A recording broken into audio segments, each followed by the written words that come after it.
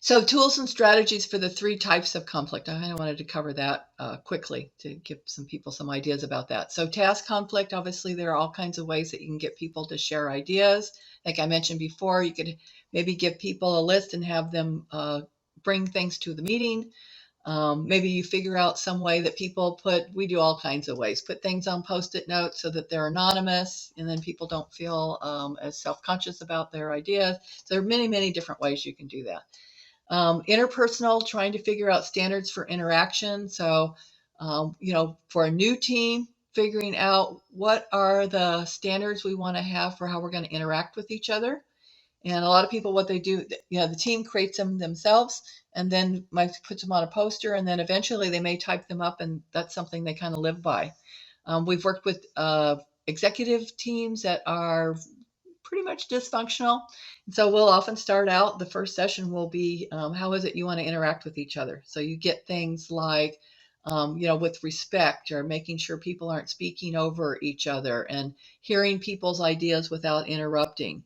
So those also get written up, and then my colleague and I will give them feedback when that seems not to be happening, and then teach them how to give feedback to each other to kind of keep those as the standards of the way we're going to interact with each other.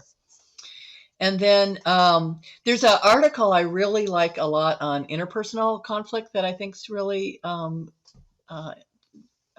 helpful, and it's called Too Hot to Handle, and it's Amy Edmondson and a colleague of hers, and they talk about ways that you can manage yourself, manage conversations, and manage relationships, with a lot of good ideas around that. So that's a whole session in and of itself, but those are great for dealing with interpersonal issues. And then last is process issues. So a lot of that, you want to do it throughout the project, but a lot of times just kind of setting up, talking about deadlines, setting expectations, looking at schedules and getting people's input around that. We teach people to do process checks throughout their teamwork. And so that kind of helps people sometimes say, hey, stop, we need to, rethink this on our process. And then, many other ways that you can structure so that you really minimize process conflict. So a lot of people, it's just that people haven't thought about it and thought about ways to mitigate those problems. And then the ancillary skills, there's a number of skills. I could talk all day about those, but I'll just talk about one that I touched on briefly a minute ago, is feedback skills. So those are critically important. And again, it's another skill that people aren't necessarily very good at, either giving or receiving feedback. So my colleague and I do a lot of teaching around giving and receiving feedback.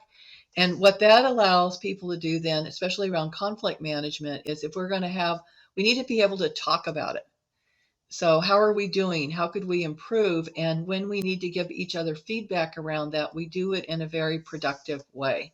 And even to the point of, you should have people seeking feedback. Because a lot of times we kind of, try to avoid feedback if we have to. So if you can get to a place where we're actually seeking feedback.